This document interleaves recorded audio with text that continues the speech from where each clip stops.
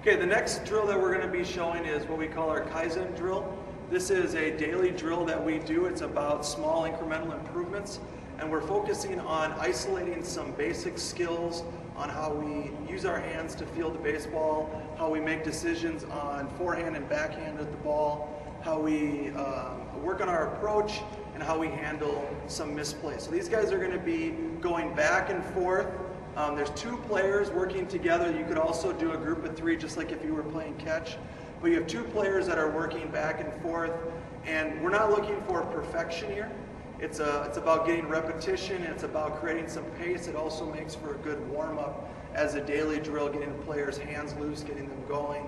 And it's something that as players get trained on it, because we do it daily, they can pretty much monitor themselves and are able to do it on their own. So Jared and JD are going to start here. You'll see Jared in the screen. The first thing they're going to be doing is glove picks. And so one of the things that we want to do is we want to field short hops or long hops, not mid-range hops. So they're going to be working on picking the ball as they go back and forth. So they're down in their fielding position, and they're working on carrying their fingers through. One of the things we want to focus on is catching the baseball. So they're catching the baseball out in front of their bodies. What this does is it prevents them from drawing the heel of their glove to the heel of their feet. So you'll see that they're keeping their fingers down when they make their play, and they're catching the ball out away from their body. Okay, their butts are down, and their eyes are on their target. Then what they're going to do, the next progression, is they're going to back away from each other just a little bit, and they're just working on a quick exchange of their hands. So they're rolling the ball back and forth and trying to get it into their throwing hand quickly. As infielders, they're working on getting the ball up quickly. They're not going down and around like a pitcher or an outfielder might. But the big goal here is to exchange the ball from the glove to the throwing hand as quickly as possible. Again, they're going to work on catching the ball out in front, away from their bodies. They're not going to let the ball be drawn back to the heels. And that is a challenge when you're working on getting it into your throwing hand. It's easy for a player to let the ball come back deep. The next drill that they're going to do is called midline. And what we're working on here is preventing from getting handcuffed by the ball. If Jared is trying to field a ball that's to the right of his midline, and he doesn't turn his glove over, so do one incorrectly, Jared. Okay, go ahead and roll it to him. And he doesn't turn his glove over, he's going to tend to get handcuffed, and that ball will easily get away from him. So what Jared has to do is he has to read where that ball is on his midline and make a decision on turning his glove over or not.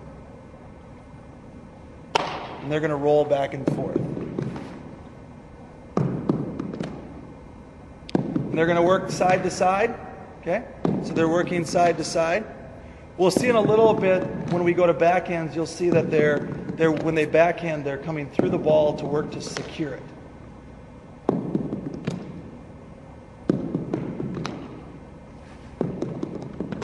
And for each of these drills, they only need about 10 to 15 repetitions.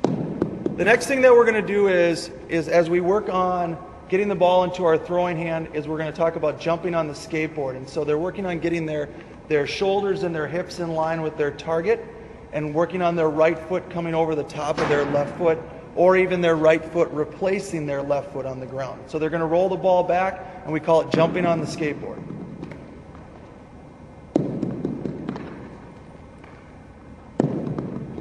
And where that comes from is if you think about a skateboard standing still and you had to jump on it and ride it out. So all they're working on is their progression of fielding the ball, right, left field, right, left, throw. And we're going to be making sure that we cross our right foot over the top of our left foot, gaining distance to our target.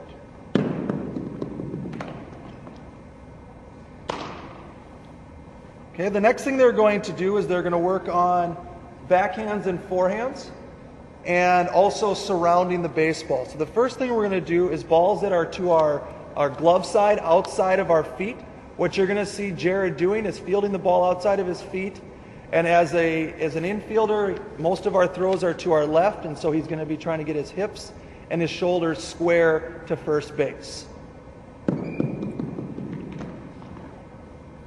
So the key here is the players have to work together, both the thrower and the fielder, to do the drill. So JD is going to put it a little bit farther outside of his feet, and Jared's going to time it so that he's fielding it outside of his feet. He might actually have to reach beyond his left foot too. Working on squaring up.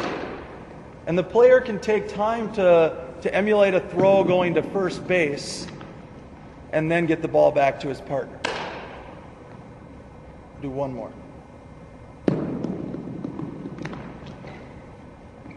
The next progression is working on backhands. And so what you're going to see here is when Jared goes to his backhand position, he's going to try and keep his right foot in front so that he's open to the ball and he's able to adjust his hand position if needed.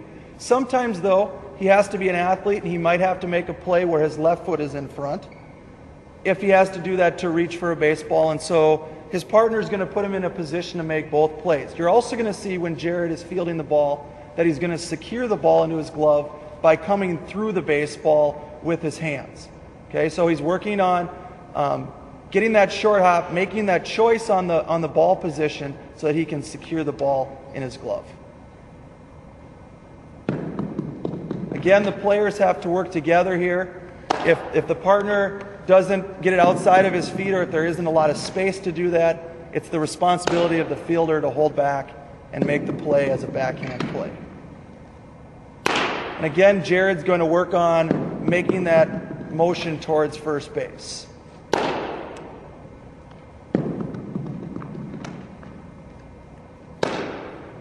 These drills can also be modified for groups of 3 if you wanted to include a throw. So you'd have a third person to act as a first baseman that Jared could be throwing the ball to.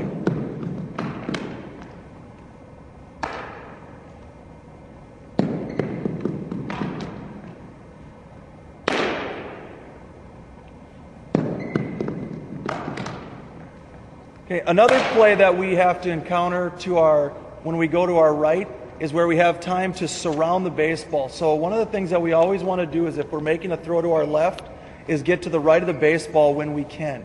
And so what's going to happen now is JD is going to throw it a little bit slower. Jared's going to surround the baseball and move towards first base in his throw.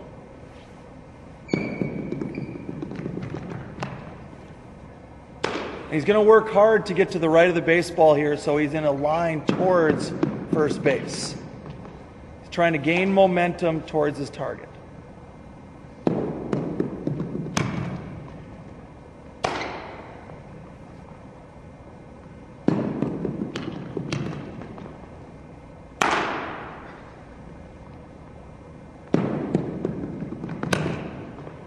Okay. The final sets of drills relate to balls that are in front of us.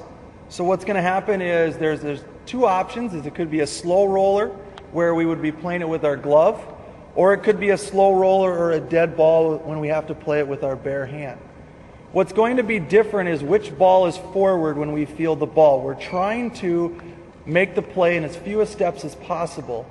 So we're going to start with slow rollers with the glove, and Jared's going to have his left foot forward when he fields the ball here.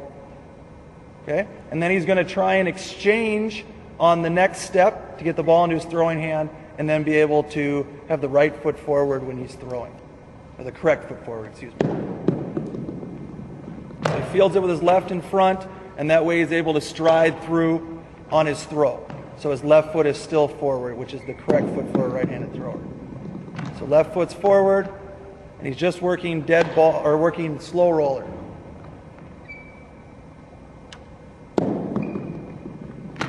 The only difference to this drill could be with a third baseman. As they get older, a third baseman may try to make this play with his hand in his glove, and then his feet would be like a dead ball, and he'd have his right foot forward.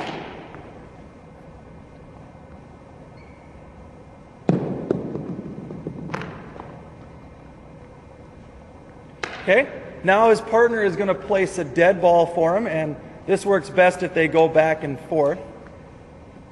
Otherwise, one partner will get very tired. So now he's going to play with his right foot forward when he picks up the ball. Because what he's doing now is he's trying to make the throw on the next step. He doesn't have an exchange, and so he's trying to do it in one less step.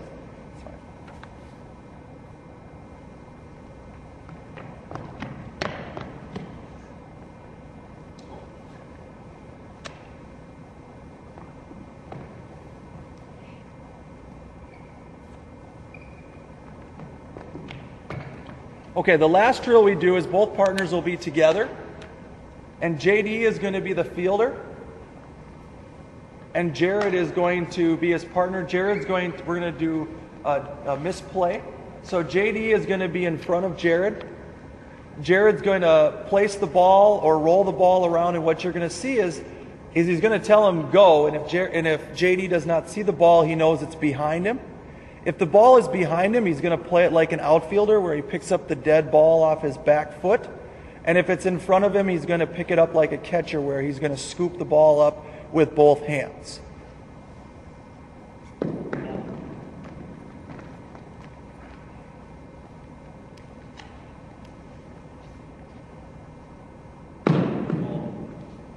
Picks it up off his back foot and gains momentum towards his target. The goal of this drill is to simulate a ball that we've played, it drops away from us, and we have to pick it up. One of the things we want to avoid is the player picking the ball up solely with his glove.